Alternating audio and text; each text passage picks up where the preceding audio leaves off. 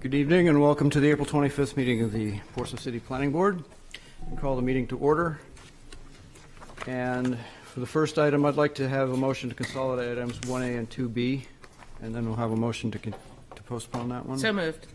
Second. Any discussion? All those in favor? Aye.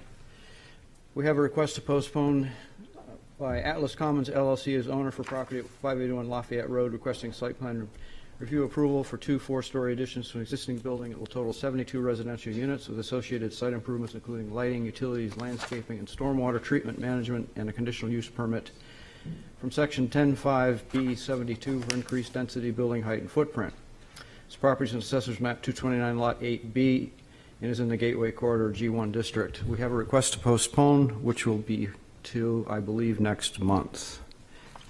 We have a motion to do that. So moved. Second. Any discussion? All those in favor? Aye.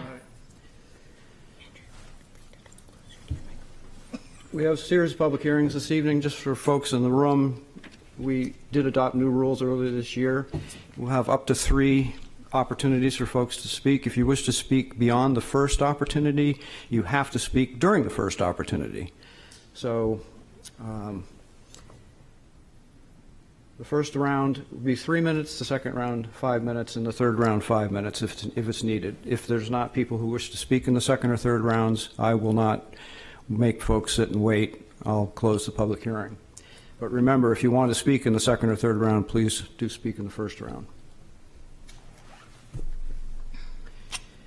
First item, we have a request of ZJBV Properties LLC as owner for property at 180 Islington Street, requesting conditional use permit in accordance with section 10.1112.14 of the zoning ordinance to provide 2 pre-existing non-conforming parking spaces where 9 are required. This property is located at Assessor's Map 137, Lot 19, and lies within the Character District 4-L2 and the Historic Districts.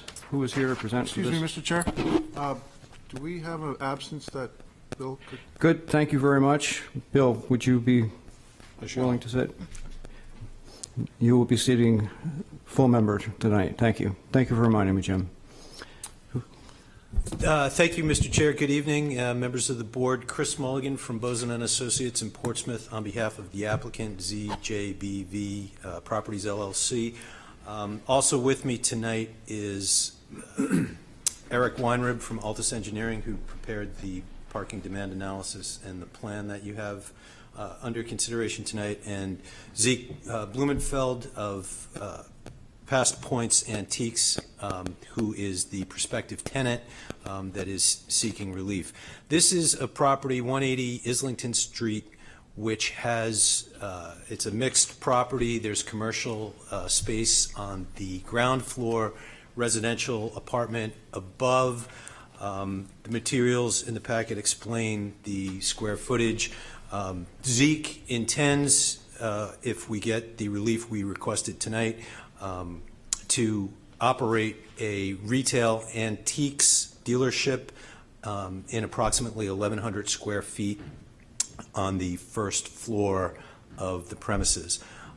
So we're before you tonight for a conditional use permit because the required amount of parking, given the constellation of uses on this site, would be 9 spaces. Obviously, this site does not have any conforming parking. The planning department considers the 2 non-conforming stacked spaces to the right of the structure as you look at it from Islington Street to be sort of grandfathered parking. So we have 2 spaces where 9 would otherwise be required. That's why we're here for the conditional use permit. The history of this property, based on records upstairs in the inspection department, as far back as they go, at least back into 1973, there were commercial uses on the ground floor on this property. There was a pet supply and aquarium store for a while. I think most of us remember it as the All Makes Sew and Vac, which was there for many, many years. And thereafter, I believe there was a tattoo parlor for a couple of years that's been gone now for some time.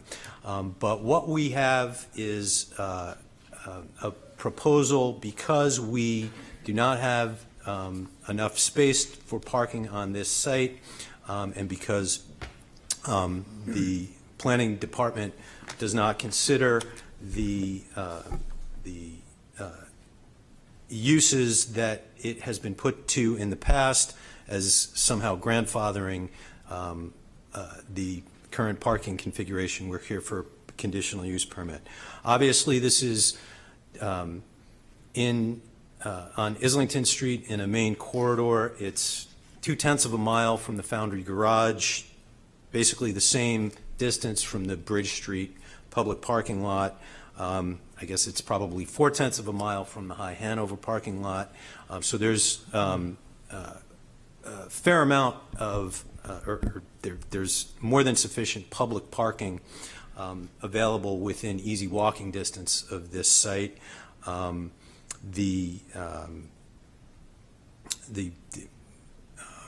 anticipation would be that employees would obviously not park on the site, but utilize the available public parking, and that the majority of what we anticipate to be customers for this operation would be foot traffic walking between the West End and downtown. Obviously, the West End is undergoing a fair amount of residential development, and we believe that there is going to be quite a bit of foot traffic through this location, so we believe this is we're very excited for this use on this site. So that's the background of the project. We were before the TAC a couple of weeks ago, and they provided a recommendation, which you have in your packet. I'm not going to go through it, but they recommended approval of the conditional use permit.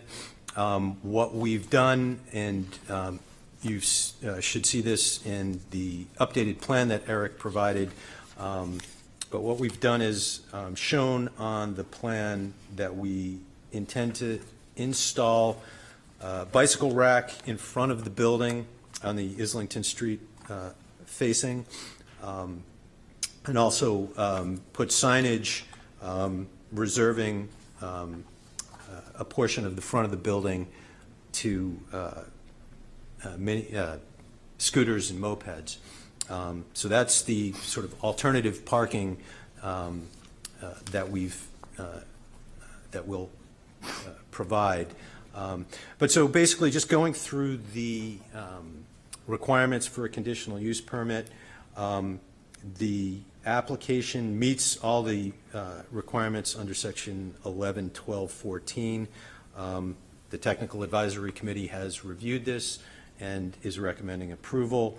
The parking demand analysis has been attached to your, or is part of your packet, and it describes how we believe there is sufficient parking for the use on this site.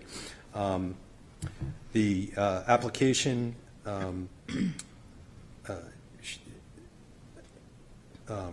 provides measures to reduce the parking demand on the site. These are the bicycle racks and the scooter and moped parking that we show on the plan. The number of off-street parking spaces required is more than is reasonably necessary for this particular use. We have a parking demand analysis in your packet that describes what would otherwise be required. Again, we're within easy walking distance of the Foundry Garage and the Bridge Street public lot. There is on-street parking on Islington Street and on Summer Street around the corner, Brewster Street across Islington. So there's more than enough parking in the vicinity to handle any overflow from this particular site. So with that, I think we've met all the requirements for a conditional use permit as is set forth in the proposed findings of fact that the Planning Department prepared for you, and we'd ask that you approve it, and that's all I have. Questions of the applicant? Yes. So this is probably as much for us as it is for the applicant, but in many, the basic premise is that you cite a couple times that there's ample nearby public parking for this use. I don't really understand the parking of that neighborhood as it will exist in the near future. The other night, we talked about the Hanover Street property, which will have enough parking to manage the property itself, but will lose a street level parking place privately owned. I don't know if that's 40 spots or 50 spots. And I don't really have a full understanding of how the north end is evolving. We've got a couple properties that are physically being developed now. We've got a couple properties that are open yet, not under construction. I don't know the demographics of that area, who will have cars, who will walk. There are a couple inferences here that the customers of the antique shop will take bicycles to the antique shop, which I don't really think is probably accurate. So somehow it would be very helpful to me if we had a strategy or an update. Think of it as an update on the north end from the time of the last plan. The foundry garage was built subsequent to the master plan. So if we could, and I've got no objection to putting, this specific property, but it would be very helpful if we had an update on the north end, how it's developing, what the implications are for a walkable neighborhood, the implications are for parking, from what we've learned since the last master plan was done. So as I understand your question before I ask the applicant, you've got basically, as you started at the beginning, you've got two issues. One is the bigger issue, which is more of a neighborhood parking demand, which this hasn't come out to the public yet, but the Parking Utilization Committee has a consultant that's been working for about a year now on that sort of information, and they're about to have a public meeting to discuss that. So that will answer some of your questions, I think. With regard to this one application, did you read their parking analysis? Because Yes. the planning board has the authority to accept it or request more information or not accept it. I'm wondering if it would make sense to have the parking analysis that you folks did explained in light of Phil's question. Well, I think we can do that.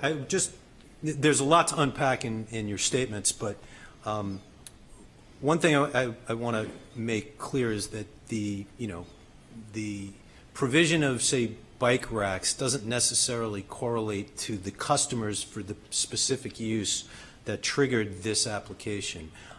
We have a property that has a constellation of uses on it. Under the zoning ordinance, we're required to make provision for a certain number of parking spaces for all of those uses.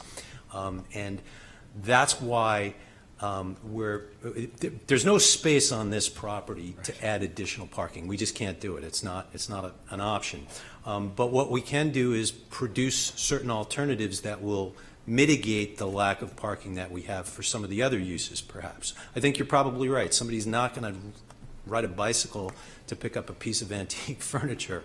But some of the other users of this property might utilize those alternatives. So that's why those are there, and that's why I think our parking demand analysis meets the criterion that you're looking for when we produce one. But I'll let Eric address that, because he authored the analysis.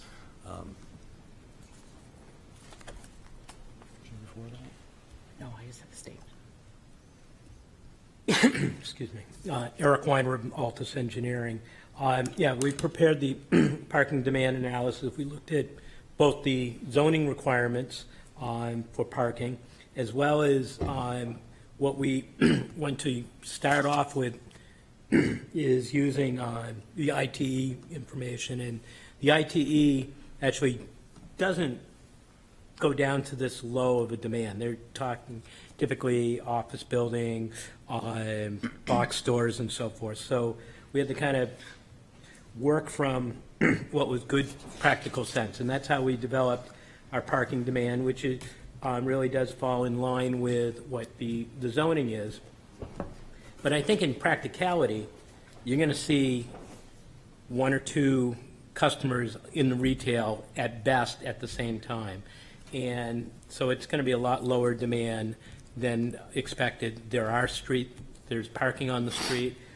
I agree that for a large piece of antiques, what may happen is that the people come by bike, come by scooter, pick it out, do their shopping, buy it, and then they come back with a larger vehicle and park and have it, put it in their vehicle.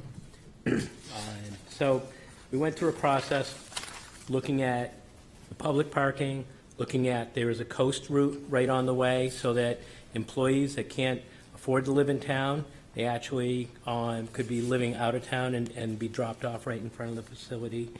As said, Foundry Garage is there.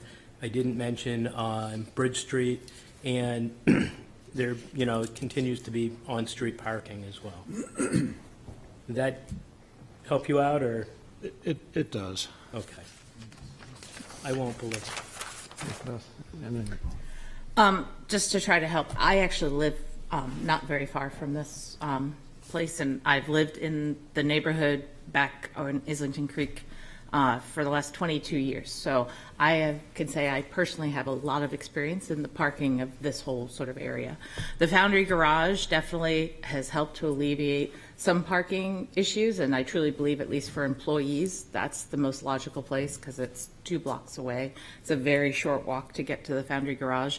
And I do think that there is a fair amount, once our Islington Street corridor streetscape is all done, you're going to find a lot of people walk up and down Islington streets or ride bikes or ride scooters.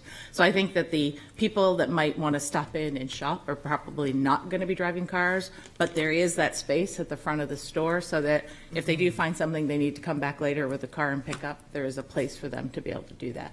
But I think with the parking study coming, the possibility of City Council looking at neighborhood parking programs, it's going to take all of this into account. But there's 2 very busy establishments right across the street, and there never seems to be an issue with the people there. The kitchen's busy. Every time I drive by in the evenings, it's got lots of people inside. But it is sort of the neighborhood that feeds to it. So a lot of this is going to be on foot traffic. Paul? I got a question for the applicant. Do you deliver?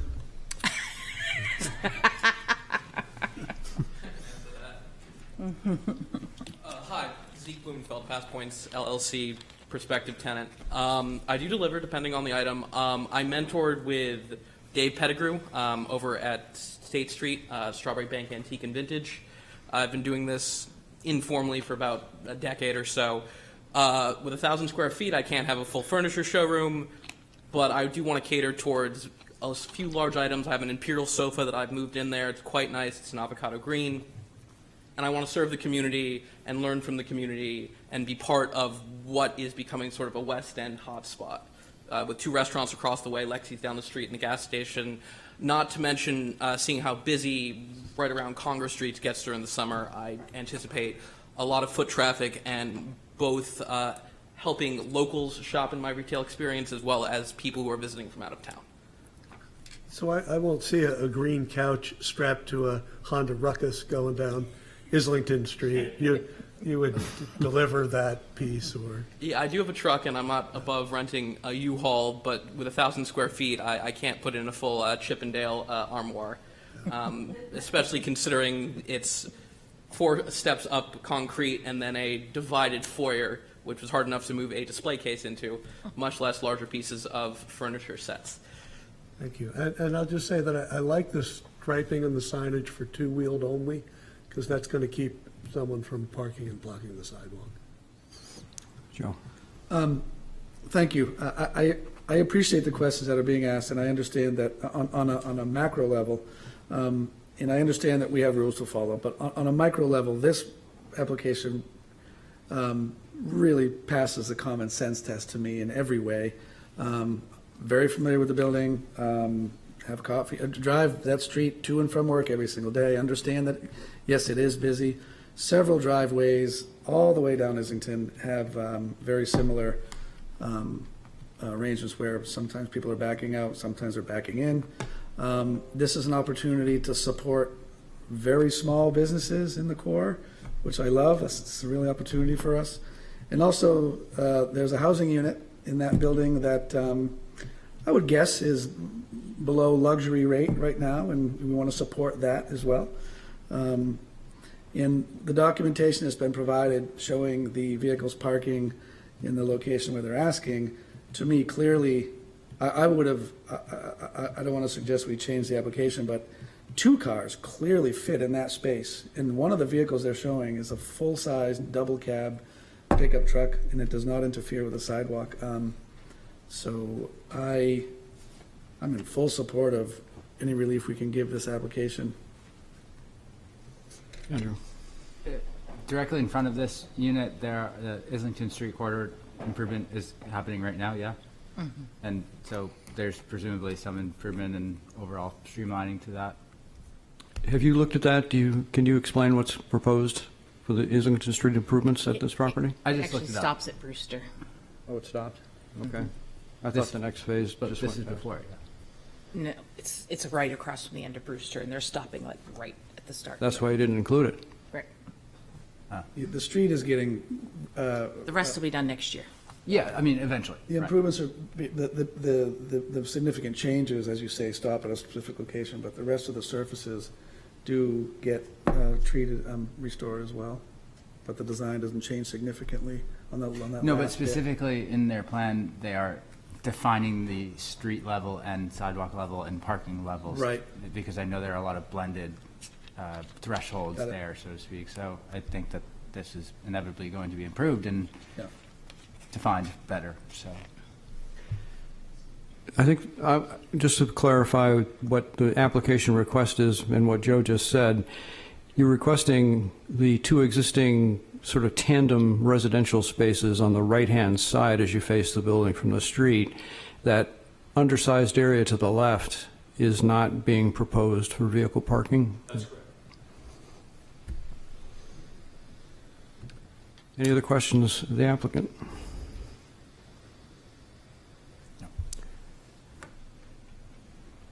Do you have anything you wanted to add? I couldn't tell if you were getting up or just moving. Okay. I'm going to open the public hearing. Does anybody here wish to speak to, for, or against this application? On Zoom or in the room? No. One more request. Anybody wish to speak to, for, or against this application? If not, I'm going to close the public hearing. If you're on Zoom, raise your hand now. I'm going to close the public hearing. Board's discussion. Make a motion. We have some findings of fact, I believe. Do we not? Yes, I make a motion to vote to find the conditional use permit application meets the requirements set forth in section 10.1112.14 of the ordinance and adopt the findings of fact as presented. Second.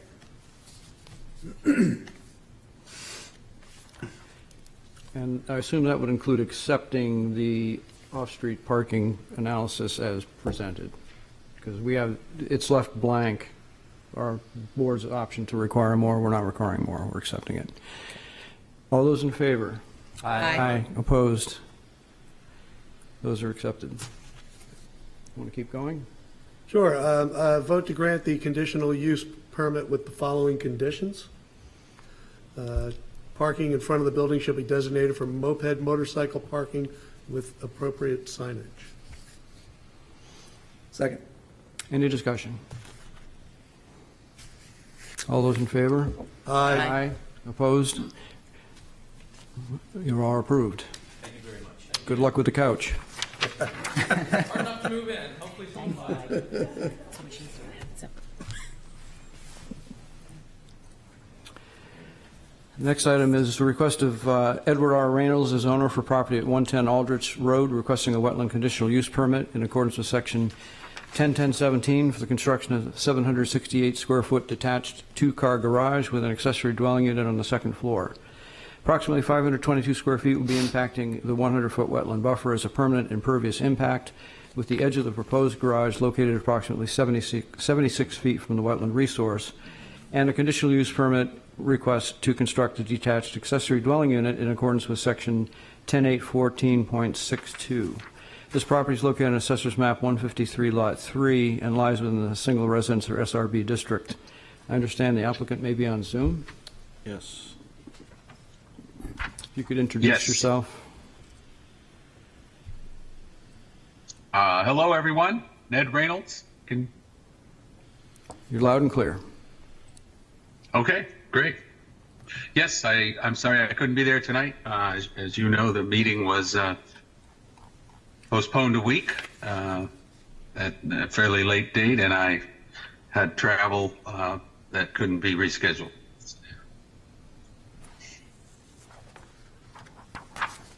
You can proceed with what you are proposing. If you need a particular slide, if you can see what Peter's got on the screen, he can go to wherever you need him to go. Okay. Well, yeah, I guess, you have all the information there. I am, as you stated in introducing, I am proposing to build a 750 square foot two-car garage with ADU apartment above. My lot is, about half of my lot is located within a 100-foot buffer zone of a wetland that lies behind my house, a little bit of which is on my property, most of which is on a neighbor's property. So, I went through the Conservation Commission and got their, approval or recommended approval to you. You can see the plans there. I am proposing, the design that I am proposing for the building is the architecturally to reflect and complement my existing home. That's the reason for the dormer treatment on the front. I'll be all the architectural features and the coloring will be matching my existing home. The footprint is 24 feet wide by 31 feet deep. Two-car garage on the bottom. So as you see, I'm requesting relief for two stipulations. The stipulation about dormer percentage of roof area taken up by dormers, and I'm requesting relief for the basically a two-car double wide garage door as opposed to single width garage doors. But the building is located in conformance with all required, setbacks from front, from side, setback from the primary residence.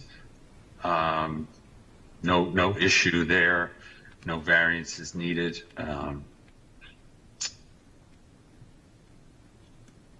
There's you have the information about, my wetlands conditional use permit. I'm of course I'm putting a little more footprint in the 100-foot buffer zone, but the footprint is in the outer 25 feet of the 100-foot buffer zone. I'm doing mitigation by changing my existing driveway from currently asphalt to pavers, which will have permeable nature. They'll be spaced, so it's now pervious. The driveway that I am proposing to build for the two-car garage, of course, it's outside that driveway is outside the 100-foot buffer zone, but I am nonetheless going to use a plastic grid system and plant grass in it. I'm proposing, I want to maintain my single width driveway off of the street. I do not want to, cut down my front barrier hedge and make my side yard look like a parking lot with a triple width, driveway. So that's a little part of the reason for the relief for the the double wide garage door. I'm going to be occasionally backing a trailer in there, and I don't want to have to worry about single width garage doors and a little column in between them getting. So overall, I think it's it's going to be a very nice addition to the lot. It's exactly what the ADU ordinance is meant to do.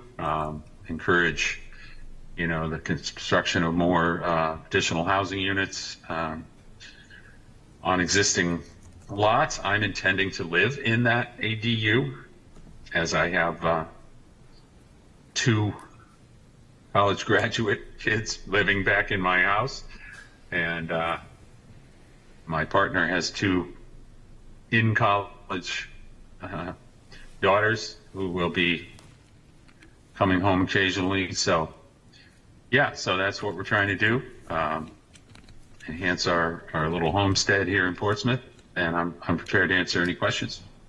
Thank you. Questions of the applicant, Beth? On the back side of the new structure, it looks like there's another door to the garage. Is that another actual garage door?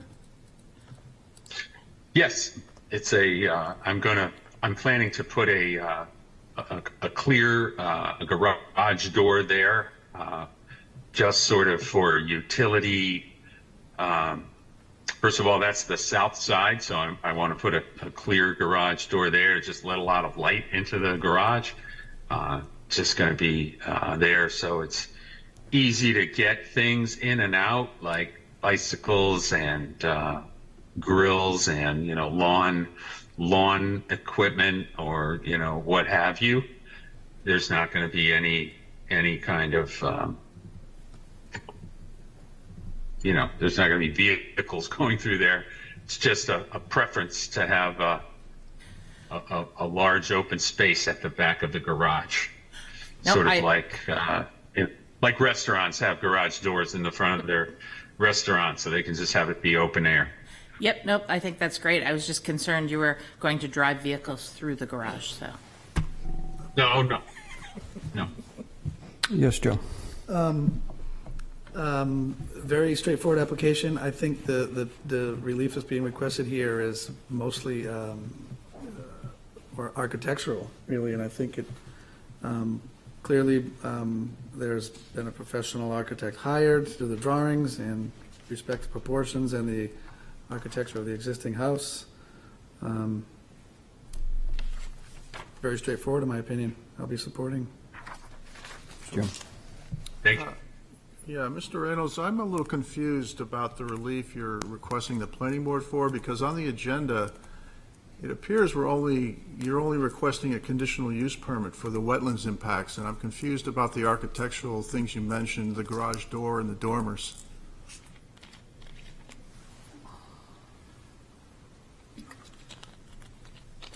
Well, I'm not sure what you mean.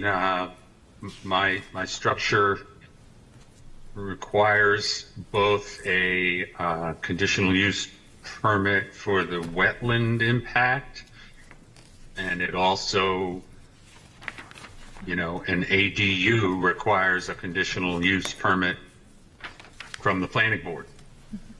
And so I'm here for that. And then, my project conforms with all the requirements for an ADU. And I am only requesting relief from 2 stipulations. The stipulation which is in the ordinance. I'm not sure why, about, all garage doors facing the street shall only be 9 feet wide. That's one stipulation. And another stipulation in the ordinance is that if there are dormers, they should only take up a maximum of 33% of the roof area. And so because of the design of, because of my design, which I'm, as the previous member noted, I'm doing for architectural reasons, it would be cheaper and easier for me to just do a dopey looking shed roof. But I'm putting dormers on the front so that it'll look very nice and kind of complement my existing house. So because it's the narrow dimension of the building, the dormer treatment, but there's 2 dog houses and the connecting shed take up 57% of the roof area. So I need relief for that. So. Okay, thank you. Mr. Stith, am I misreading something? Is there architectural relief requested because it's not on the agenda? It's two conditional use permits. Right. And then in the accessory dwelling unit section, the planning board can grant modifications. So they're modifications from the requirements in the ordinance that the planning board is allowed to grant through the conditional use permit process. So they don't need to be noticed. They're just It's part of the requested in this conditional use application. Yeah, process. right. Okay. All right, so the only notice requirements for the wetlands, They're both noted. There are 2 conditional use permits noticed. The first one is the wetlands, the second one is for the accessory dwelling unit. Inside the accessory dwelling unit conditional use permit requirements, this board is allowed to address the architectural component as explained by the applicant. okay, I misread that or didn't understand because. That's okay. Item C just lists the wetlands issue. Right, it's at the bottom of the notice. Okay, one more question then. I see you're designing this for 8 parking spaces. I'm just curious what kind of demand you'll have at this house in ADU to need 8 parking spaces.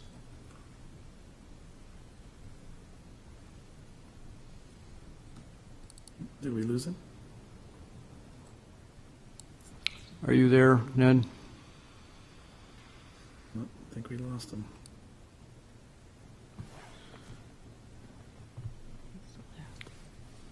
Hang on, I guess we got a technical problem. He looks like he's still there. Ned, are you still there? We can't hear you. If you are, Mike might be muted.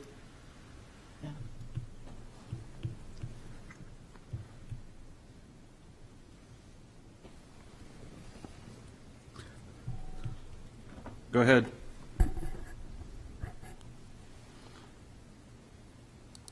We cannot hear you. While he's trying to work that out, I saw that same thing in that diagram that's up on the screen, and I wondered if that was, well, hopefully you can come back and speak to it. I wondered if that was him showing where vehicles could simply fit on his site, or if. Thank you. There he is. Oh, here he is. Here he is. Go ahead, Ned. Are you there? Did we lose you again? I'm back. So are those parking spaces or were those space allocations? So you're just showing what could fit? I think I didn't hear all that went before, but I'm showing what could fit. In other words, my present driveway, we can get 4 cars stacked, single width driveway. I think 5. I think we can get 5. And so, I'm just showing that I plan to build a 2-car garage. The plastic grid driveway leading into it will be able to fit 2 cars, and then of course the garage will fit 2 cars. So there won't be any additional impact. As I said, it'll be actually a relief to the current parking load, if you will, on the street, which isn't really an issue because we have a lovely curb cutout you know, that were built into the design of Aldrich Road in front of our house, so. You're showing what your driveway would look like on Thanksgiving Day, basically. Yes, if everyone were home, and yes. And we could still, you know, 9 cars Yeah. and not have any. Does that answer your question? Yep, that's fine. It's unusual, that's why I asked. Any other questions? If no other questions, I'm going to open the public hearing. Anybody here or on Zoom wish to speak to, for, or against this application?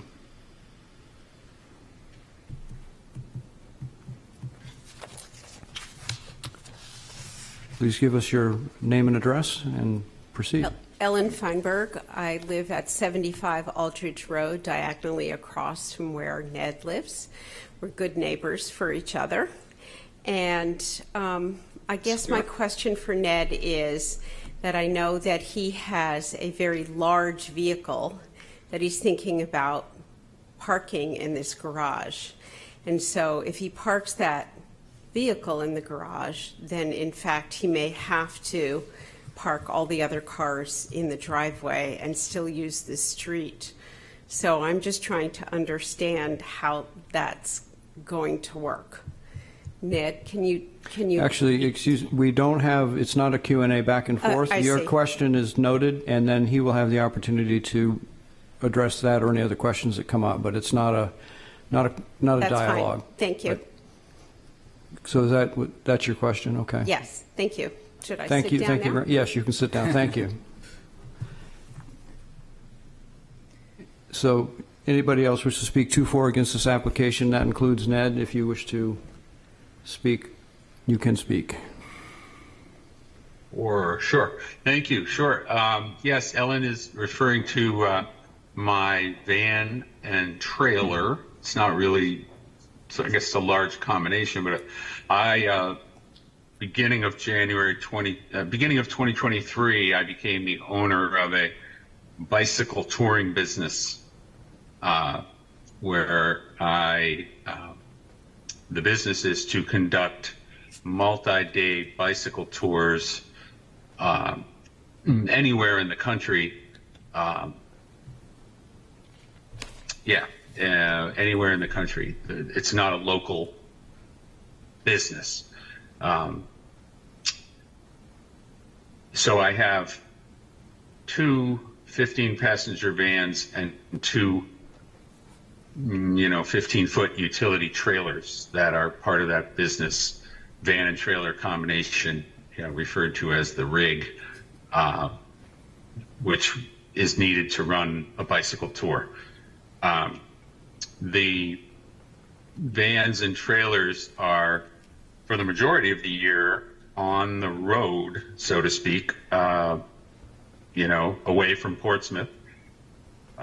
Generally, the schedule for the business starts with running tours in Florida in January and kind of migrating north throughout the year.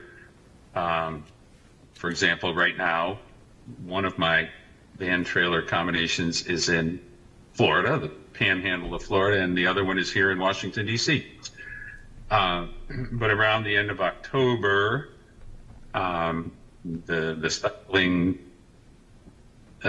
season is kind of done for a couple of months, and the rigs return to Portsmouth, and I have been storing the vans and trailers at private storage facilities, such as I have a unit at the facility on West Road and Community Campus Drive. But the trailers, hold a fleet of bikes. I've got 11 or 12 bicycles in each trailer, and the reason part of the usage for the garage is going to be at the end of the year to bring my trailers back, and put them in the garage so that I can have the trailers in the garage and get the bikes out and do work on the bikes and the trailers. But the vans will, continue to be stored somewhere else. And, somewhere else recently has been my neighbor, my very next door neighbor, across from Ellen and Vince, has a wide driveway, a 3-car width driveway, and he's been allowing me to store the van and trailer in his driveway before it left last week for Washington, D.C. Before that, I had paid another neighbor about 6 houses up the street on the opposite side of Aldrich, who has a very, very long, the lots on that side are very deep, so I had paid her monthly to park the van and trailer, back in her driveway. So, that's sort of the situation. I intend to use the garage for the storage of the trailers over the winter, the late in the year and early into the new year. But the business isn't run out of the house. There's no customers. There's no bike tours being run out of the house. And I won't be. I have plenty of parking on the lot, so I'm not going to be parking vans and trailers on the street. Okay, thank you. Does anybody else wish to speak to or against this application? Does anybody wish to speak second round? Nobody wishes to speak. I'm going to close the public hearing. Anybody on Zoom? That would be net only. I'm going to close the public hearing. Boards. Mr. Chair, I'd make a motion that we vote to find the conditional use permit application meets the requirements set forth in section 10.1017.50 of the ordinance and adopt the findings of fact as presented. Second. Discussion.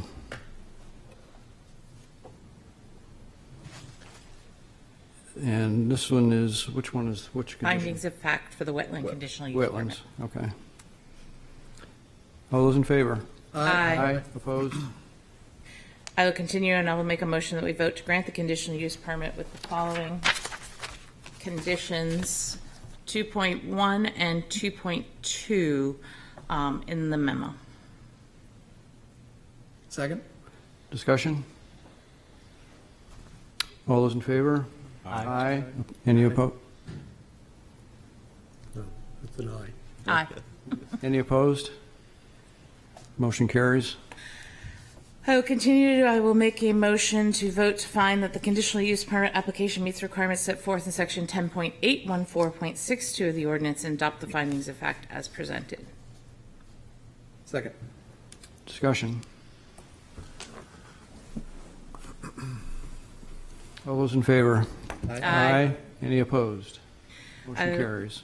I will continue, and I'll make a motion that we vote to grant the following modifications, and this is in regards to the ADU. 2.1, a modification from 10.814.53 to allow the 16-foot wide garage door, and 2.2, modification from section 10.814.436 to allow the roof dormer to occupy 57% of the roof where 33% is the maximum, and to grant the section 3 oh wait, no, that's a whole separate vote. Never mind, I'll stop there.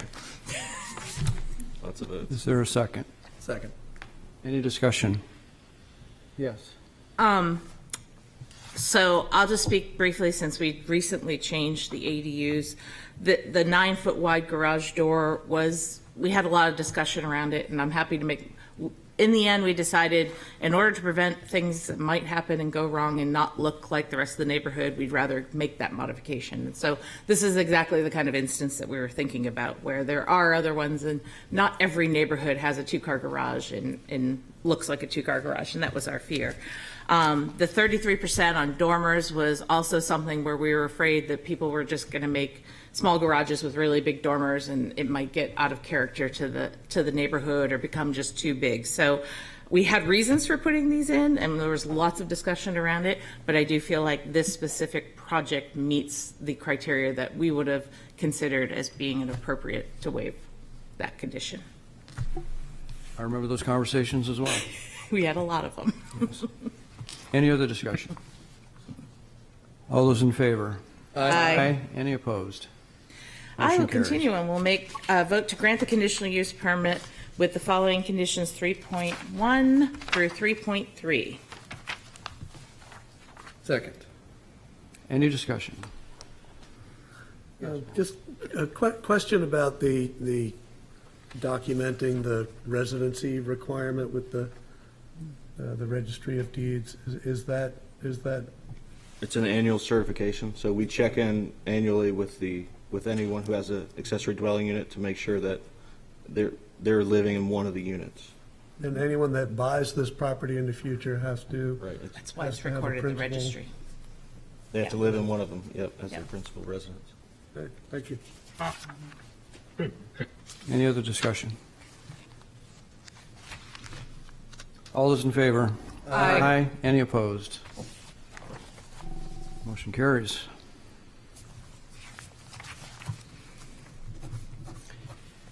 The next public hearing is to consider amendments to change the definition of home occupation as found in Chapter 10, Article 15, definitions pursuant to 10.150 of the zoning ordinance. Before we get started with the public hearing on that, I wanted board discussion because in addition to what is in the packet, and I'm sorry this wasn't distributed to the board, we talked the other day, I talked with staff, and we thought that it might make sense to also include a modification to home occupation 2. So leave home occupation 1 exactly as presented, but in addition, propose a home occupation 2, which would allow, and this is, again, for discussion before we send it along to council for action, but up to, say, 5 students, is that what we talked about, Peter? 5 or 6? Right.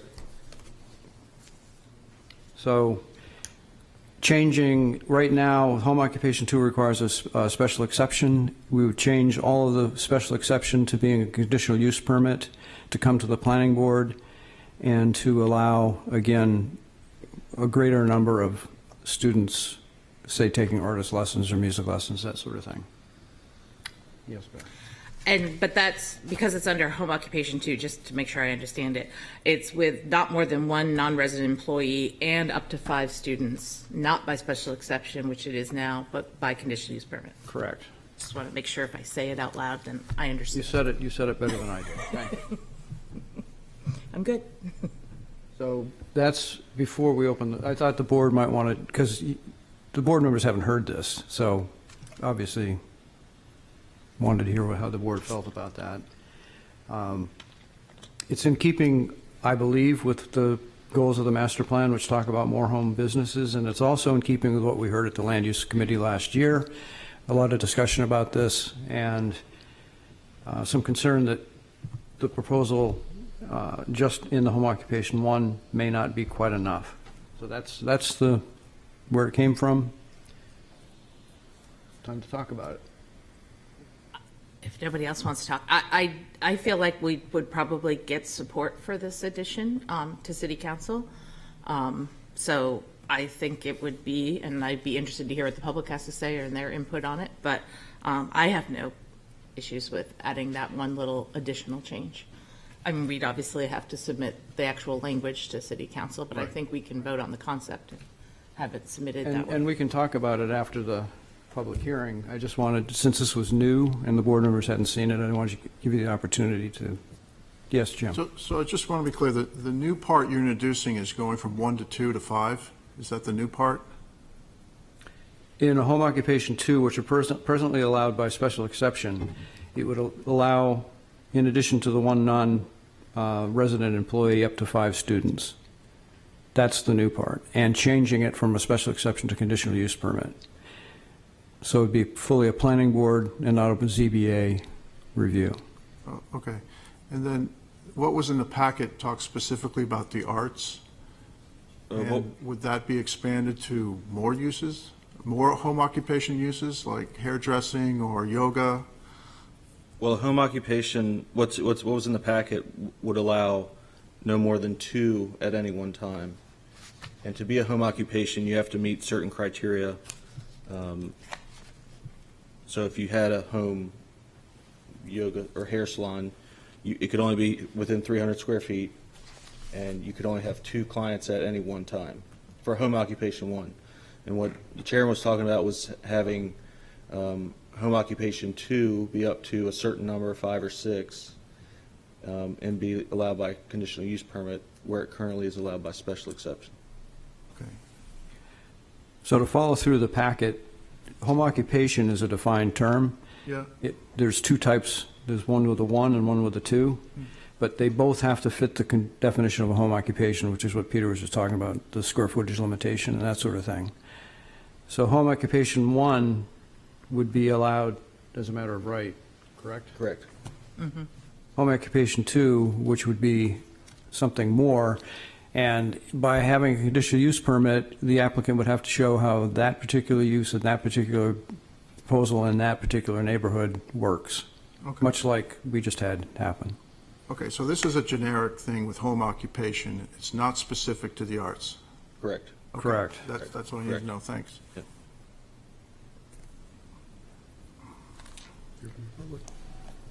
So with that, I will open the public hearing on this topic. Anybody here wish to speak to, for, against the proposed zoning amendment? Now 2 zoning amendments, I guess. Thank you. Good evening, members of the Planning Board. My name is Karen Rosiania. I live at 32 Boss Ave here in Portsmouth. I am a local artist. I am a current member of the new Arts and Cultural Commission. However, tonight, I'm here as an individual in support of changing the definition of home occupation to allow artists to teach small classes in their home studios. And I also have here a letter, which I did submit electronically as well, and it does represent 17 additional individuals who were either part of the Portsmouth Arts and Nonprofits Committee, the Cultural Plan Subcommittee, and/or are currently part of the Arts and Cultural Commission. And these individuals are also in favor of seeing this change to the definition of home occupation. And may I just bring this one-page letter in the signee? We have You that. have it, wonderful. I think we Okay. have it, yeah. Sorry, I printed extra copies. So you can see the support there. And also, thank you for the attention that this is getting. So our desire to see a change to the definition of home occupation stems from community feedback voiced in both the 2001 and the 2023 cultural plan, which was just made public several weeks ago.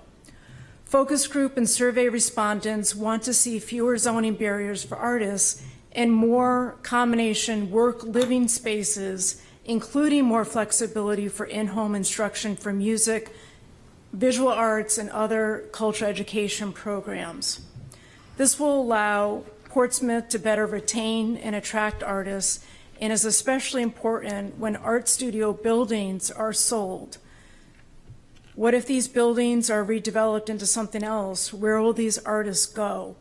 We want to keep them in Portsmouth, and by allowing them to teach out of their home studios could be a viable solution. On the agenda tonight, as you've discussed, there's proposed language to increase the number of clients, vendors, or general public visitations for a home occupation from 0 up to 2 at one time. I was not aware of this wonderful change that you just mentioned. And I say, although I don't want to slow down the process, but I would propose we start by allowing, I would say my wish list is 5 or 6, and you said it, so that would be wonderful. And the reason for that is that would help reduce the financial burden on artists. It would spread the cost of art classes across, a little emotional because it's been a lot, across more participants, and therefore make classes more affordable and accessible, which would be wonderful. In addition, we could see a positive impact on the broader economy as well, given these participants will likely bring more spending to area restaurants and other venues in Portsmouth. If art classes are small and just a few hours in length, which most of the art classes I've ever attended or hosted myself are usually just a few hours, this should also help mitigate parking concerns. Again, if they're small in size and they're just a few hours in length. There could be a maximum, again, depending on the students that we land on here, just out in front of your property for just 2 to 3 hours. We're not talking all day, we're not talking overnight parking. And I would expect other artists looking to teach small classes in their home studios would be very respectful and considered other neighbors. I can say with certainty, I would. I would also strongly encourage carpooling, and my husband's here tonight. We've even talked about that. If I get approval, I will be putting a bike rack on the property as well, in the spirit of better for the environment. So Portsmouth has a strong, deep-rooted reputation as an arts and cultural destination. It's why I moved here a couple years ago. By allowing artists to teach small classes in their home studios, we will better enable talented artists to stay in Portsmouth, enrich the artistic offerings for the community, and allow us to achieve our fullest creative potential. So in closing, can you please support this change to the definition of home occupation by allowing up to 5 to 6 students at one time to attend small in-home art classes? Perhaps we could look at a 1 to 2 year trial window. During this period, we can keep an open dialogue with check-ins and certainly making any adaptations as necessary. So I just offer, is there anything else we haven't thought about? Is there any questions I can address? I can certainly speak to feedback that I've heard, and as somebody who's moved to Portsmouth just a few years ago, this has been my second chapter dream to start up my own art studio and bring art to the community. Children, seniors, people with different abilities. Let's bring them together and do art together. Thank you. So thank you. So would you like me to sit down or answer any questions? You may sit down. It's Okay. actually, it's not we don't ask questions during a zoning amendment hearing, but thank you very much. Thank you. Anybody else wish to speak to, for, against this proposal?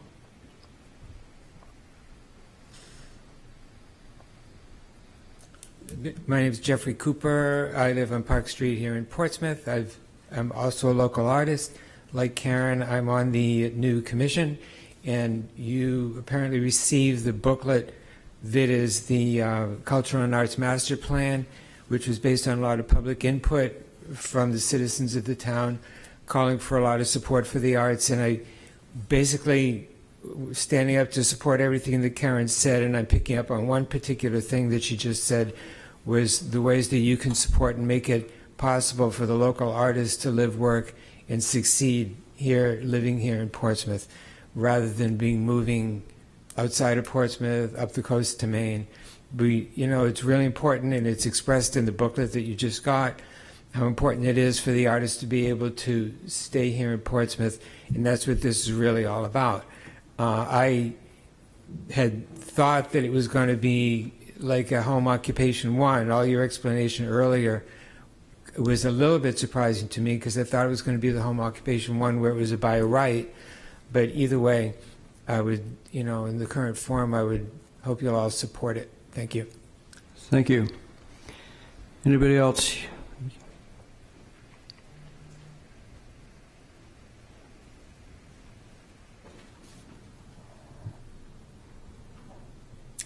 Julia Higgins. I live on 344 Aldrich Road. And I'm an educator, and so my job was to inspire our community and educate them. And I just am in full support of us considering that artists are educators and artists and need to be allowed in this very small fashion to use their houses to invigorate and inspire our community. I know Karen personally. I know that she's teaching classes over at the Senior Center, and the response that she's getting from the 50-plus community is just that they've never experienced this kind of art before since kindergarten, and that they're learning new crafts, and it's exciting. And I think, wow, why don't we want to support artists in their homes doing this kind of thing too?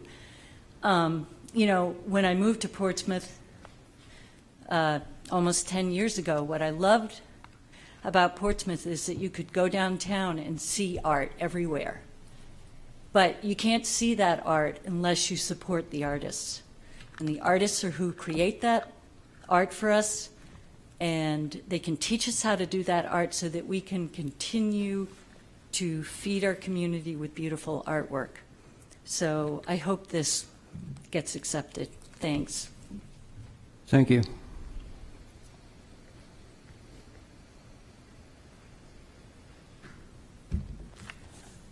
Good evening. Peter Huda, 280 South Street.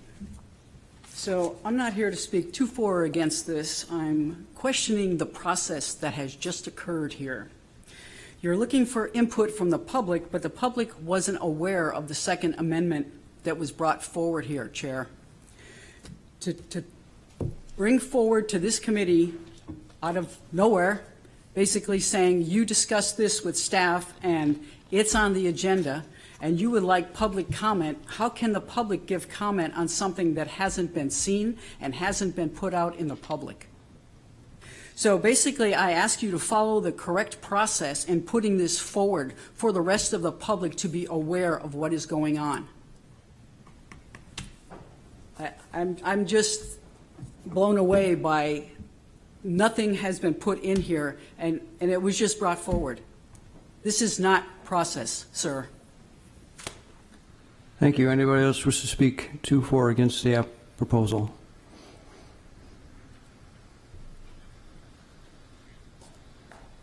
Good evening. I'm Emma Stratton. I am the Executive Director of Portsmouth Historical Society. I also had the benefit of sitting on the Cultural Plan Subcommittee and now on the Arts and Cultural Commission. So with my organization, I wanted to say a few words just about how much, as previous speaker noted, our organization and our work depends on the local artists and being able to feature them.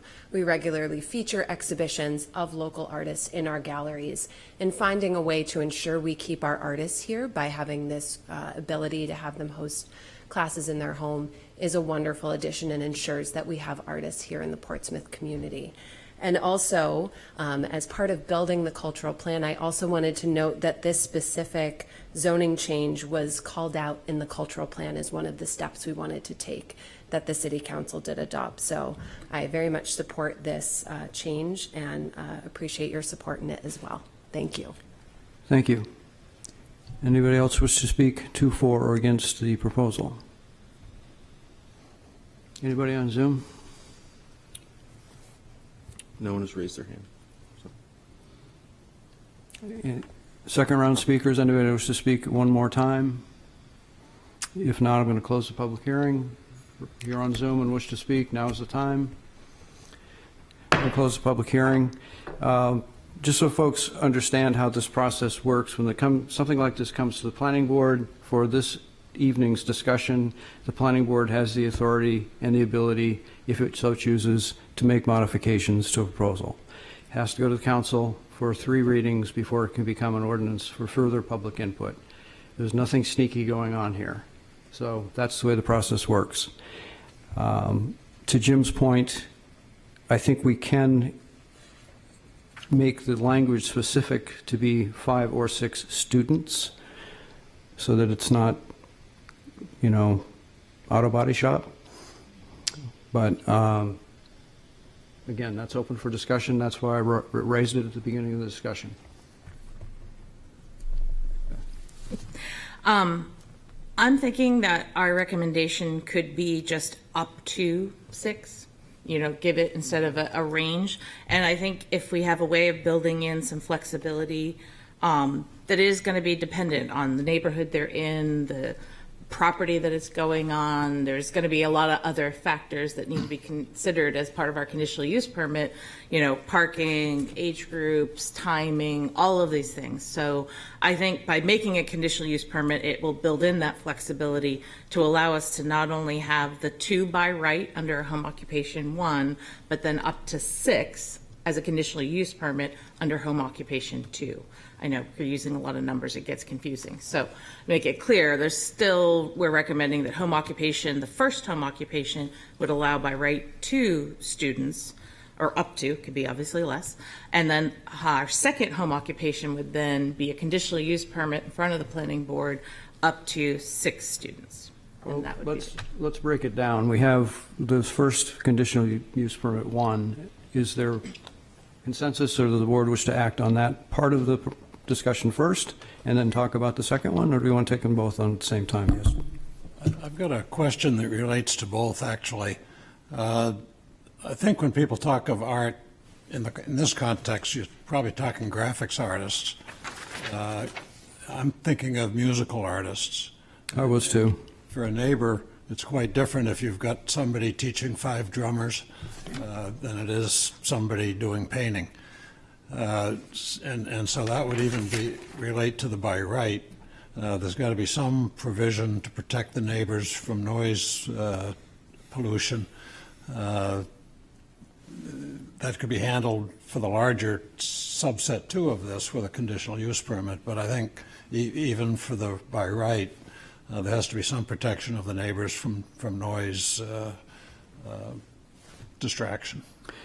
Well, as a father of 2 drummers, I understand the point. There is the city does have a noise ordinance, so that could come into play for that. And that exact topic came up the other day. We were talking about this, so I think it's covered, and especially under the conditional use permit, because there's drumming and there's drumming.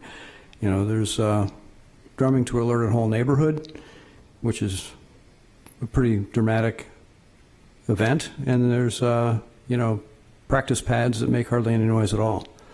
So that would be part of a conditional use permit discussion. So if we divided this into the 2 and dealt with those that were by right, your thought is that the by right would be covered, that any risk of noise nuisance would be handled under the city noise ordinances? You raised the magic word. There's 2 things. There's a noise ordinance and there's also nuisance. So there's the noise ordinance provisions, and then there's nuisance, which is a whole separate body of things you're not supposed to do. And right. So if somebody was creating a nuisance, that would be a separate matter. But, you can't, and I don't think we would want to try to legislate against everything. That's going to be rather difficult to do, but I get your point. I think we're covered, especially on the by right. Yes, Joe. Excellent question, by the way. I'm not aware of the noise, I'm not aware of our ability to actually enforce our noise ordinance historically, and I know it's a dangerous thing to say publicly, but from someone who, I've never witnessed our noise ordinance enforced, and I'm sorry to have to say that publicly, but it's true. So hopefully our decisions tonight aren't based on the ability for the noise ordinance to be enforced, because. Well, I did have an instance where the code person came to have a chat with a construction crew. Yeah, okay. So, and it's time of day. Yeah. I came here tonight with no questions, but one was generated in the discussion, which is good. I heard the term several times tonight, by right.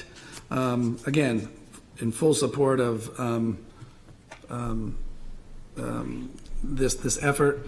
I come from a family of artists. Both my parents were artists, taught, and actually within their home at times taught art as well. So in full support. The term by right, how are we defending ourselves against, for example, someone renting in an apartment building or someone renting in a duplex, or how to explain, it might be obvious to me, but I'm just not seeing it. I'm afraid of this by right, creating conflict with, between, in buildings where people might be leasing or renting. How are we defending against that? Where a landlord may not want groups of people coming into a building, or. Don't they usually have their own bylaws and declarations? It would be in a lease agreement too. Right, I was going to say, it's going to be the landlord that then has the power to make those. Unlike the ADU, there's not an ownership requirement for this. You just have to be, it's a dwelling, you have to, there's a person living there, but. That's correct. Say that again? Sorry. You, unlike the accessory dwelling unit where an owner on the property has to be one of the residents. Yeah, The home occupation just has to, it couldn't be somebody renting. could be. It could be. Yeah. Yes, it can be. Yeah. Okay. I know, speaking personally, that all of our lease agreements have no conduct of business clauses in them, and Yep. it would be pretty evident if there was a conduct of business. I just imagine several landlords listening tonight racing to their leases to make sure it does not say that, and- right? I might be one of them, even though I'm in support of the use. There could just be some conflict that we're creating without realizing it that might exist out there for some landlords, but I remain in full support of all the relief we can give to the arts community, for sure. Yeah, I'm really wanting to support this, but I'm trying to think into the future, like what's gonna come before the board. And I believe I have the right to invite the entire board over to the house to play drums and make as much noise as I want. And It's a party, a drum party. Well, no, Have a because that's a drum party, quorum. Maybe don't use the Well, quorum okay, as yeah, an not example. you guys, then, but Invite 7 like friends the- over. Friends. like friends over and play drums or play with chainsaws or, create carved art with chainsaws or, art is, I think it's best when it's a little messy and noisy in its creation. And that's just me being interpretive, but I'm thinking, are we going to be seeing people come forward and saying, yeah, I want conditional use permit to have 6 students come over, and we're having to ask them, well, what are you teaching? What does the curriculum look like? What are the activities they're going to be doing? How much noise does that make? And how would the board base its decisions on? Well, before Andrew's question, here's the difference. Your party with inviting everybody here is presumably something that's going to happen occasionally and on a random basis. Yeah. Something that's a home occupation with regular students of up to 6, as Every day.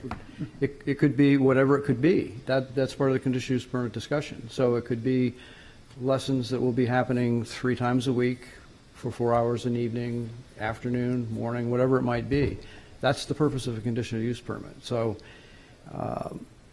does the board tend to wander sometimes with questions? Perhaps, but your point is well taken, that art can be messy, and that's And we're not just talking about art, right? This is a home occupation, right? Could be well, dog we grooming, did talk about possibly having 6 students. dogs being groomed at a time, or dog bathing, or Well, the definition. skeet shooting. I don't know. I mean, Why don't you read us The definition is a home occupation 1 is a home occupation with no non-resident employees, no sign related to the business, no more, so as proposed, no more than 2 client, vendor, or general public visitations at one time, no deliveries other than by regular postal service, and no more than 1 package delivery service by FedEx per day. And a home occupation 2 is that, and then you can also have 1 non-resident employee. And then a home occupation in general is conducted entirely within a dwelling or accessory building, no change to the character of the dwelling or accessory building, a maximum floor area of 300 square feet, no outdoor storage of materials or products, so it has to be inside the 300 square feet. And there's a parking maximum of 1 vehicle related to the home occupation. And then no deliveries by vehicles with more than 2 axles. So it has to meet all that criteria to be considered a home occupation. So to move the drums for your party, it's in a 2-axle van. We can't store the drums outside, we have to put them. It's got to be within the 300 square Yeah, feet. no, those are good within definitions. 300, yeah. Those are good definitions. It's about neighborhood character. Yeah. That's what that's all goes to. and this board is going to be the one to condition the use. That's the proposed change. So, again, we're talking about 2 changes. One was the one that was already out there before tonight's addition came in. It's just saying as a home occupation 1, changing it to allow no more than 2 outside people, basically. And a home occupation 2 would allow up to 6. And if we say, we could add up to 6 students, or we could just say up to 6 members of the public. That's a difference. Up to 6 students fits more with what we're hearing, I think, from the artists. Up to 6 people is more a wider door, if you will. I think we should use the language you're using above, which is client.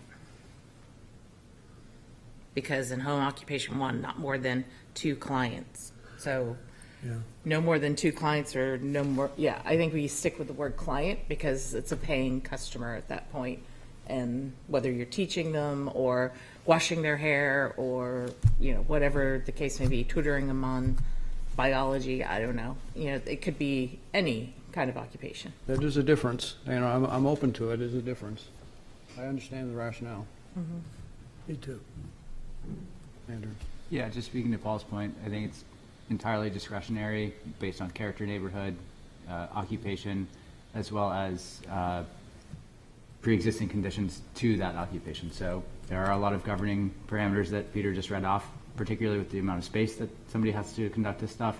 And while we could probably go through an eternity list of jobs and things that may go on within this home occupation, I think it's probably best just to have one hand on the wheel, and at some point or another when we have to approve or deny a conditional use permit, we have the ability to put 2 hands on the wheel there. So all of that feels just fine to me, and at the very least it's probably a self-policing policy that is going to be enacted in the sense that neighbors will certainly speak up, and we don't want that, but they're pretty good at it. So leave that to be, and if there becomes a nuisance problem or noise problem, we have the ability to handle that too, or another department within the city has the ability. So to me, it's a pretty straightforward kind of understanding with artists of all varieties and platforms that they know what they're doing, and if they want to continue to have that privilege of conducting their business within their home, then they're going to respect those policies, and if not, then they lose that. And there are a lot of people out there that I don't think want to abuse it by any means, as we've heard.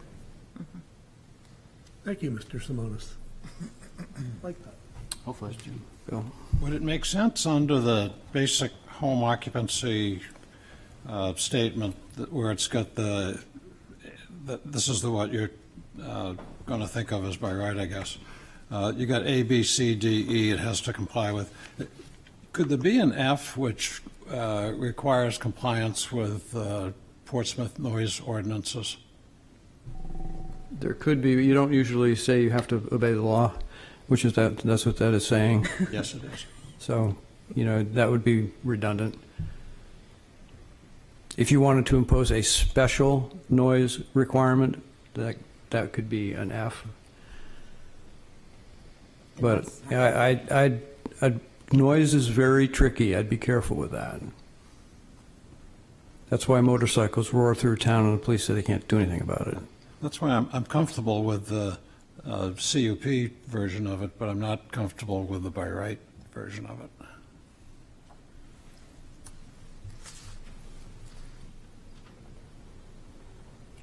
Do you want a motion? Well, picking up on what Councilor Moreau said and what I said, it does say that 2 clients. It could say 2 students, not clients. Yeah, but it continues to say 2 client, vendor, or general public visitations at one time, which means that encompasses all of it. So if you keep it at that, you could have 3 students and 3 parents, right? So that they might want to sit in. I guess it builds in the flexibility if we stick with the same language that's already in there, in my opinion. I agree. It's more broad. It allows more flexibility. So if folks understand that, and Joe, you had Just 2 things. One is for the patient members of the public that are here.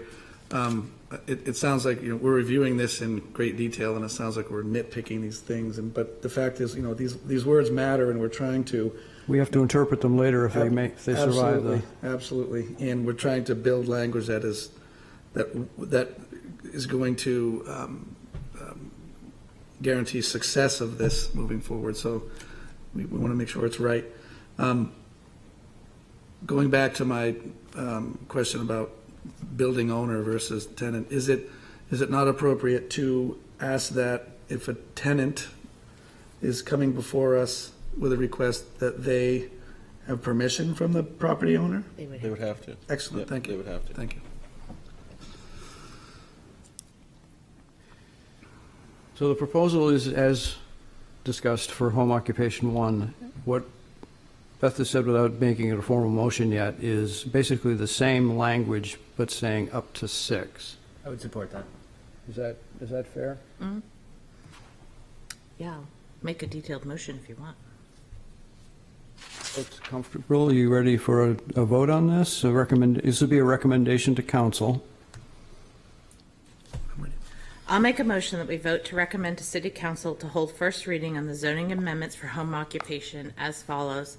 To add to have home occupation 1 listed as a home occupation with no non-resident employees, no sign related to the business, no more than 2 client, vendor, or general public visitations at one time, and no deliveries other than regular postal service and no more than 1 package delivery service truck per day. I would like home occupation 2 to be a home occupation with not more than 1 non-resident employee and not more than 6 client, vendor, or general public visitations at one time. Second. Yes. Did I forget something? No, I was just going to say, are you going to change it from? Oh, the conditional use a permit special part. exception to Yes. conditional use as Thank where it you. is in the ordinance? I had that in my own language, but then I was trying to use the other language and I lost it. Yes, add to that the home occupation 2 would require a conditional use permit for that one. Where it's current, or change from special exception Special exception to current use. use, yes, to a current. Second. You okay with that? Okay. Discussion.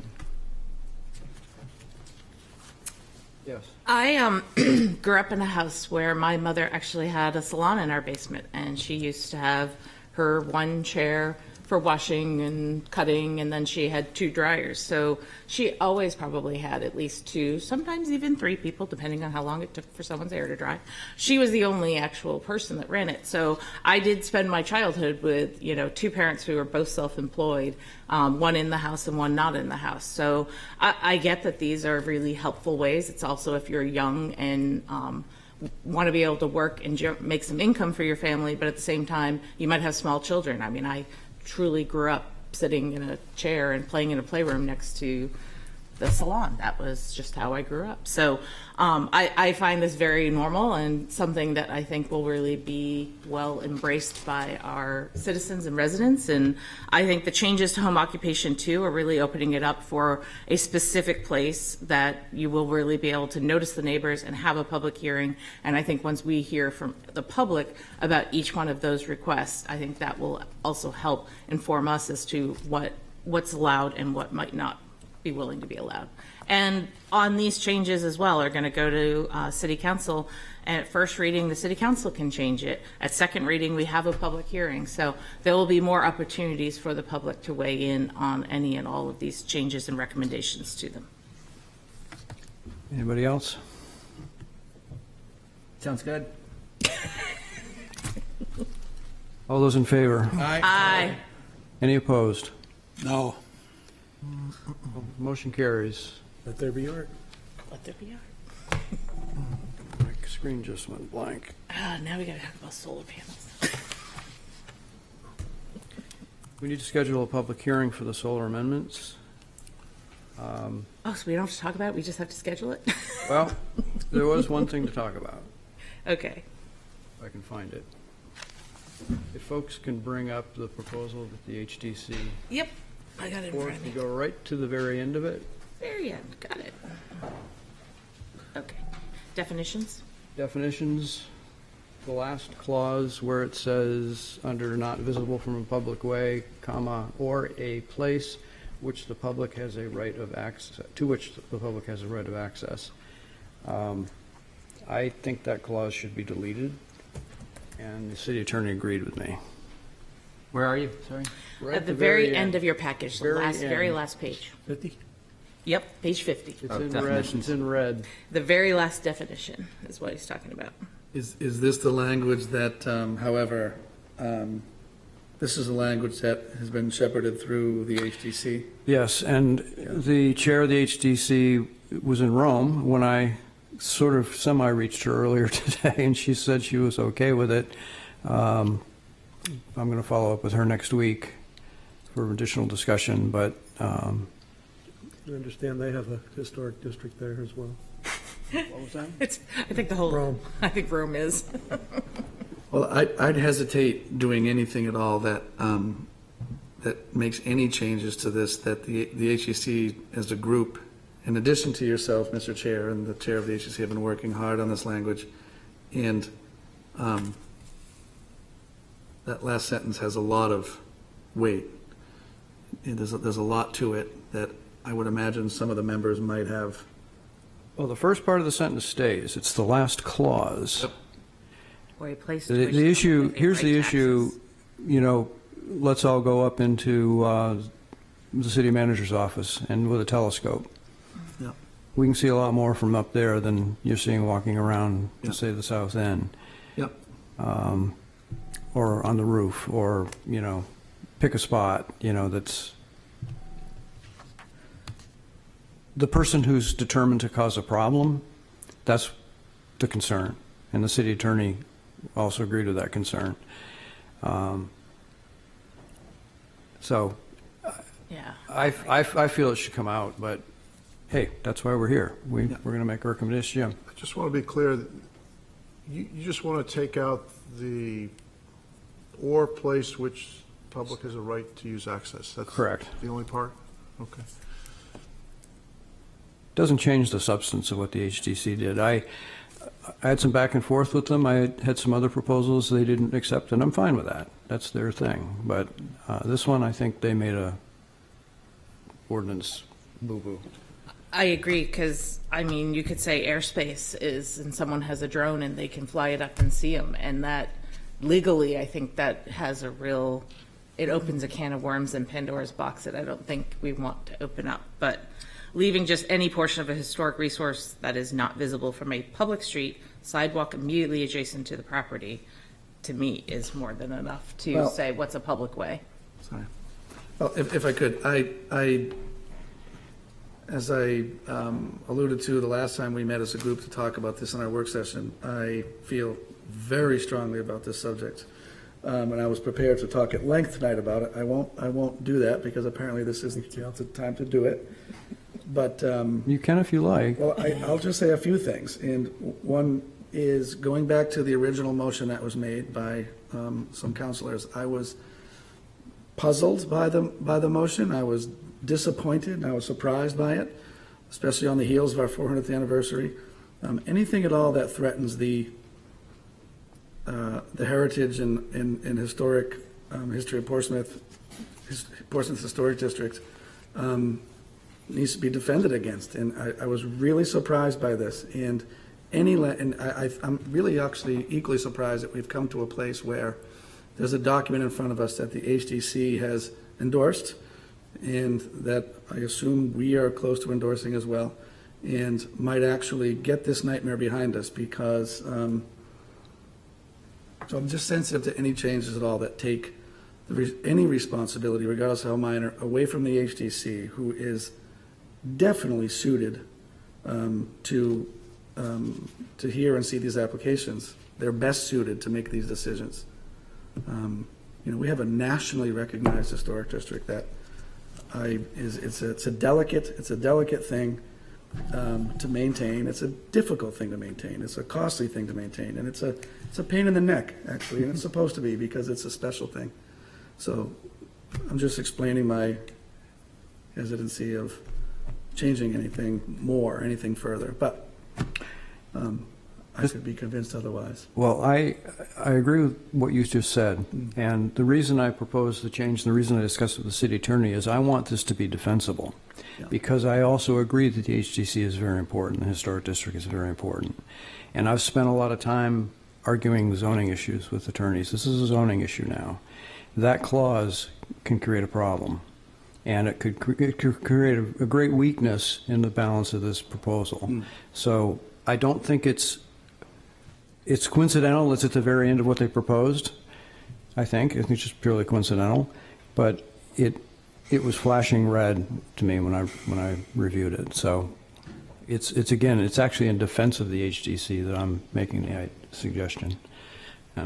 But I've said enough on it, so. And future projects could create new places where the public has rights of access to see existing animals.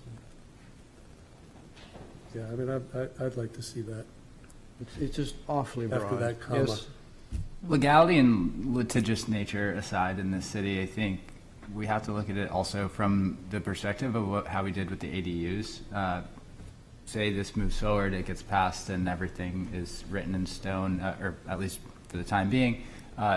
You still have to understand that people have to willingly go through this process, and still yet, again, we have a lot of discretion, a lot of character natures that will put parameters on these things, but same with the ADU. People are going to have to raise their hand, go through the process, spend time, energy, and money to figure out if it's even viable. And so we've seen that not a lot of people have built ADUs in the last 3 months after we've approved some of the new language. And, you know, maybe the whole flush of them will come in a year from now, but I think we have to remember, like, there are so few properties that really meet these very specific criteria that we're not talking about hundreds of people. It's probably a handful or two.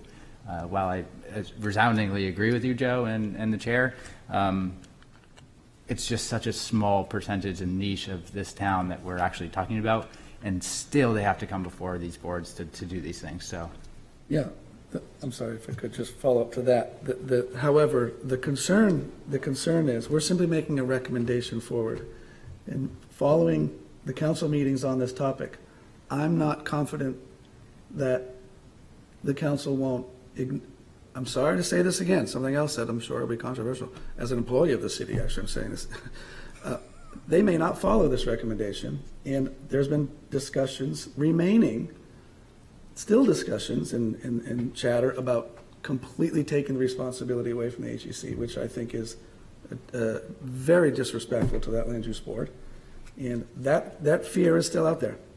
It's still out there. And that's why I remain very, I don't feel like we're completely out of the woods on this yet. We're not. And just as is in the packet, the chair of the HDC and I went to the council and basically begged for additional time, which we got. The proposal is to move this to a public hearing for us in parallel with the council. Council will be considering their first reading on something different on May 6th. Yes. And so we'll get some feedback from that. We meet 10 days later or something like that to make a recommendation to go back to council. It is my expectation, and it's chair of the HDC's expectation, that we'll be going back to essentially present and defend what the HDC did. And again, this is why, I mean, I want to be able to say, as I can, just that one small change, I can fully support this with my experience in zoning matters. So that's where I'm coming from. Okay. Yes.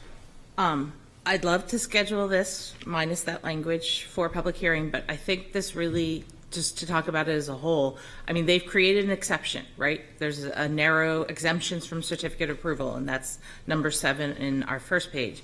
And then they've created an administrative approval, which also I think was something that we talked about and wanted. How about, so that we make sure this language gets in front of City Council, I put this just for review, so that an update from the planning board as to the language that we're going to have a public hearing on under my name, so that we have that there when that first reading comes forward on May 6th. Anyone like or not like that idea? So you put it in What does that do exactly. for us? What it does is it puts this language in front of the City Council at the same time where they're going to hear another motion that Do we know basically the original motion from Councilor Denton is coming forward for first reading on May 6th.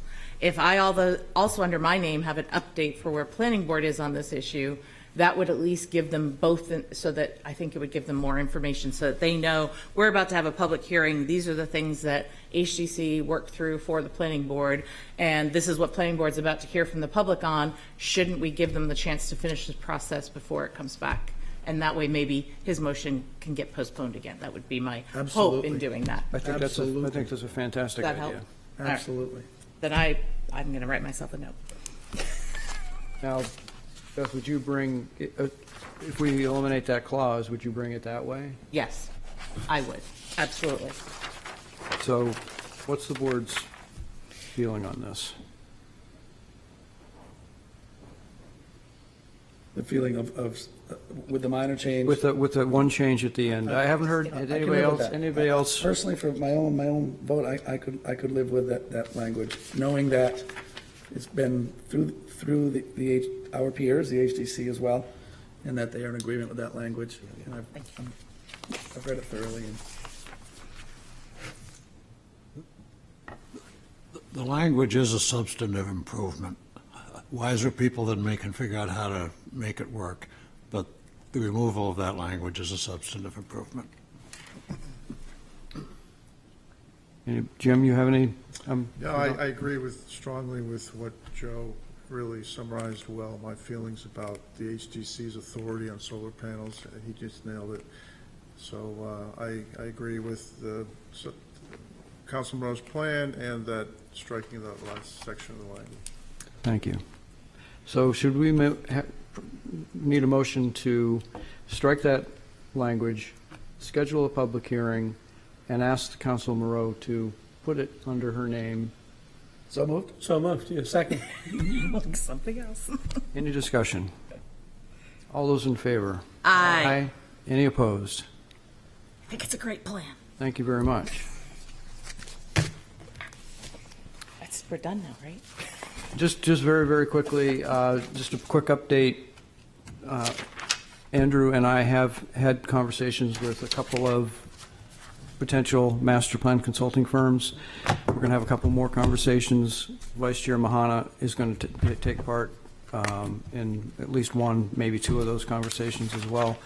So we can come back probably next month to stay on the June-July schedule I mentioned earlier, where the full board will have a list of consultants that we can ask for the RFQ. And we've had some pretty exciting responses so far, I can say. One wasn't. One said to me flat, "You don't have enough money." Everyone's always got their hand out. I hear that a lot. So, I've got a different question, if that's that. Mr. Stith sent us the inclusionary zoning ordinance that was being discussed. Do we have any relation to that? Is that just for your information? oh no, that's something, if you remember the massive number of zoning amendments we made a couple months ago, I mentioned that there'd be some additional amendments for us to discuss, including some changes to the gateway. That is one of the reports I was waiting for, and I think staff has been waiting for. Now we have it, so there'll be some drafts proposed to make some changes to gateway and or elsewhere, and that'll be coming into the process for us to talk about. I have Yeah. an addition to that as well. But Jim, and then that inclusionary zoning will require state approval through legislation before we can incorporate it into our zoning, correct? depends on how it's worded. I think there's some inclusionary that can be done as is. In fact, we already have inclusionary as a part of our ordinance. Right.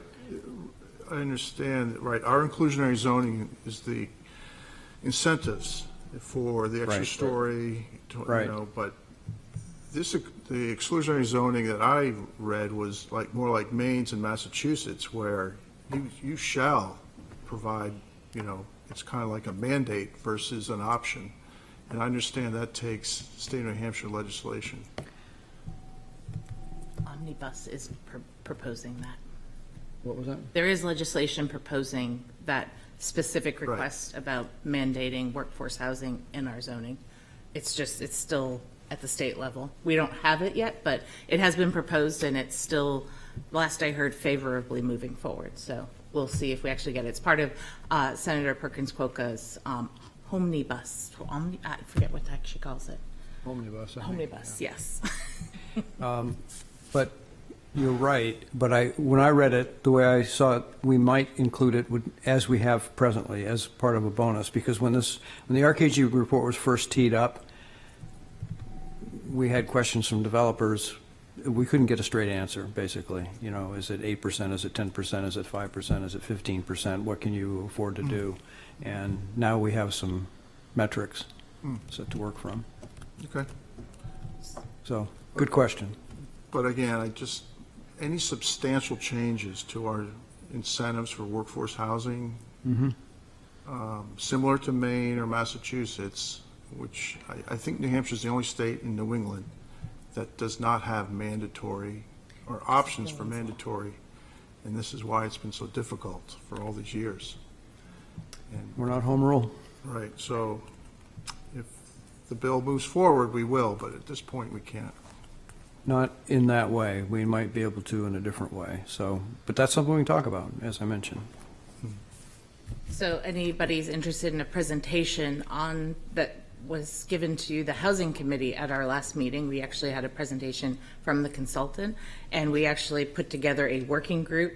There's 3, possibly 4 of us on it right now, to actually put forward some recommendations to the Housing Committee from that report. So I think that's some of the stuff, because as we looked at like preconceptual design on the 300 and whatever units over, Durgan Lane, thank you. I couldn't think of the street. I'm sort of coming to the realization that maybe we need to lower the density by right for the moment and make it, make an incentive and increase density actually something people want to take advantage of, right? So if we're already allowing them more than they want by right, then we're allowing too much. That's the way I sort of see that. So I think this report will help give us the actual numbers that we need and the model that we need to be able to make these determinations and not spend years talking to people about what we can and what they can and can't do. We can actually tell them what they can and can't do. Can you add me to that working group? I will have to ask the chair, Joe Kelly and John Tabor chair the Housing Committee, so it's not really my position to say yes or no. Sounds good. It was a formulation of people from the Housing Committee, so. Anything else? Thank you very much. We are adjourned. Thank you.